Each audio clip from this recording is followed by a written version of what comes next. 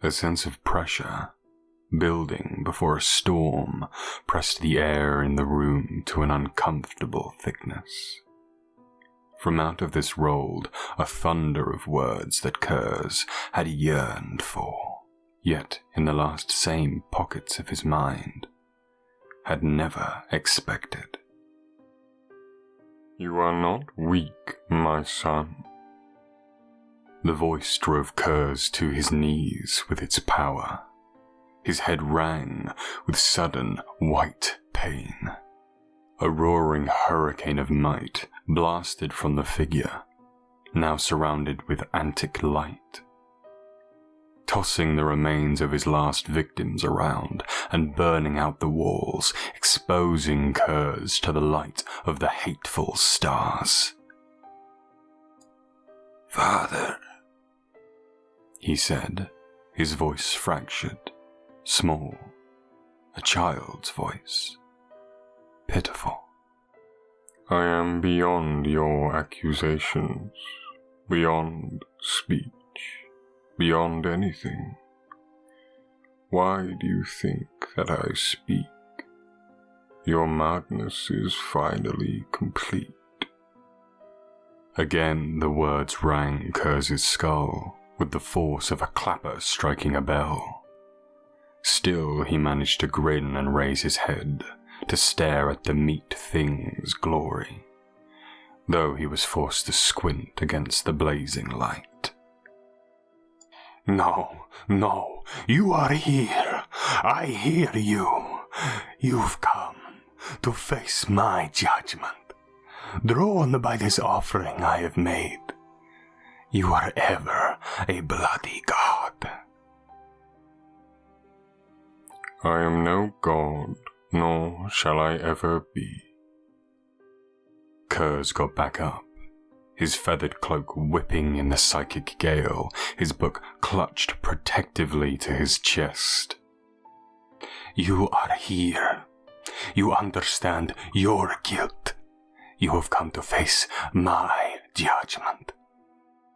"You cannot condemn me. I am punished enough." There is not enough punishment for what you have done, not in this life or the next. How dare you presume to understand what I have done, what sacrifices I have made, and what I now must suffer? The force of the voice battered Curze back. You will never know the depths of my pain, for which I am grateful. Curze opened his eyes to peer sidelong at the figure. Why such hollow words? The voice took a moment before it returned, again with thunderous force that made Curze howl. No father wishes his sons to suffer, no matter what burdens he is forced to place upon them.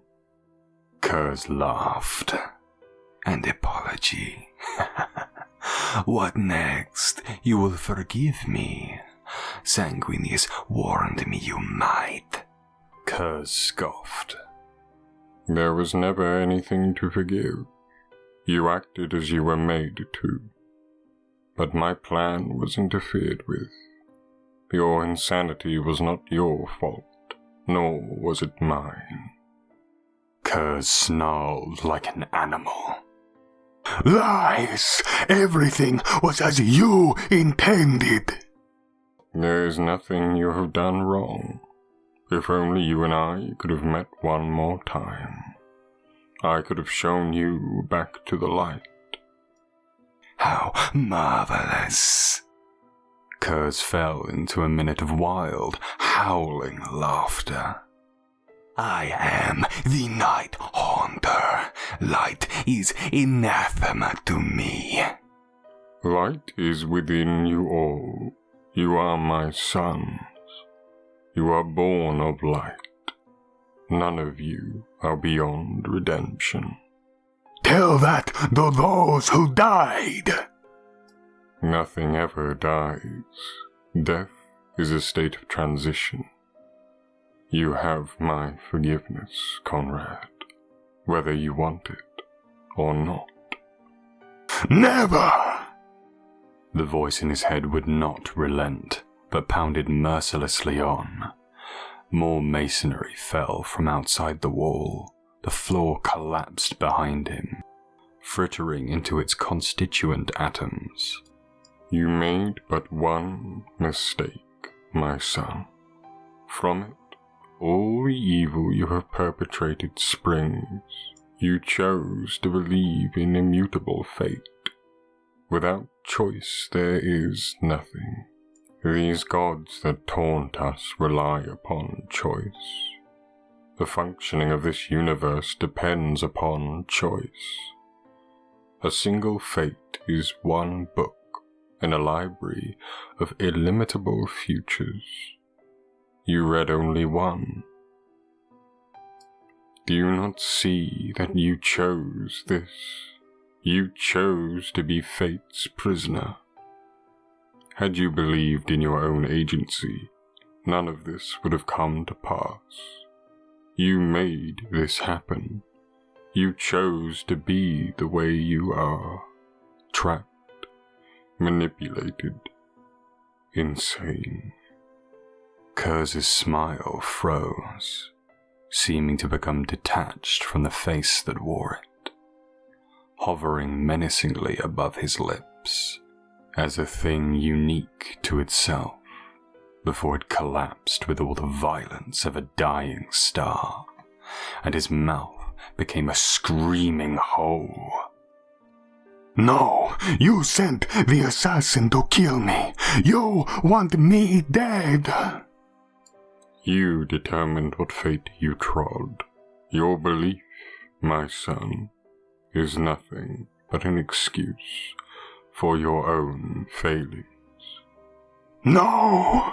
Wailing, Curze threw aside his book and hurled himself into the dreadful light, though it burned his eyes, and beat at the effigy, rending and tearing at it with broken black nails, peeling long curls of frozen flesh from the stitched carcass, ripping it to bloody shreds.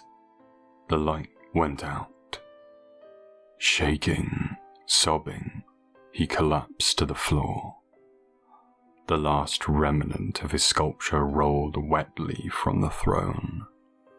I cannot be forgiven, he whispered. Tears coursed down his face, dripping from his nose and chin, insufficient in their profusion to dilute the blood spilled upon the floor. After all I have done, where would be the justice in that? I had no choice. I had no choice. The pressure dissipated. Curze hunched down to the floor and wrapped his arms around the ruin of his substituted father. Frozen in a half embrace, he waited for a voice that he would never hear again.